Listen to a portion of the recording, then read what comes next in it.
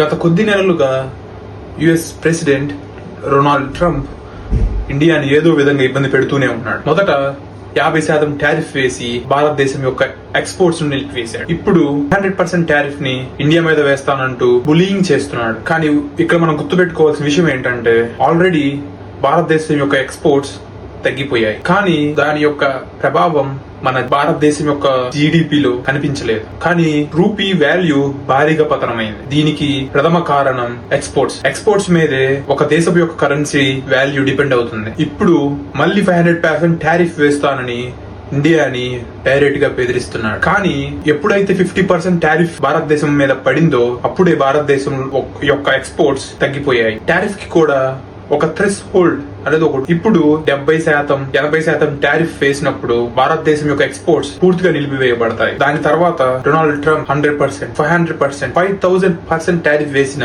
ఎటువంటి ఉపయోగం ఉండదు. ఎందుకంటే ఎప్పుడైతే యుఎస్ సిటిజన్స్ కి భారతదేశం కన్నా తక్కువ ధరకి మంచి వస్తువు వస్తుందంటే ఎందుకు ఎక్కువ డబ్బులు పెట్టి భారతదేశం యొక్క గూడ్స్ కొంటారు? ఉదాహరణగా టెక్స్టైల్ విభాగంలో బంగ్లాదేశ్ నుంచి కూడా అమెరికాకి ఎక్కువ మొత్తంలో ఎక్స్పోర్ట్స్ వెళ్తాయి. భారతదేశపు గూడ్స్ కంపీట్ చేయలేవు. కానీ డొనాల్డ్ ట్రంప్ మీద నడుస్తున్న సుప్రీం కోర్టు కేసు ఈ రోజు డెసిషన్ వస్తుందని చాలా మంది భావించారు. కానీ సుప్రీం కోర్టు దీని గురించి ఎటువంటి డెసిషన్ తీసుకోలేదు. ఇన్ఫాక్ట్ అసలు మాట్లాడలేదు. ధన్యవాదాలు.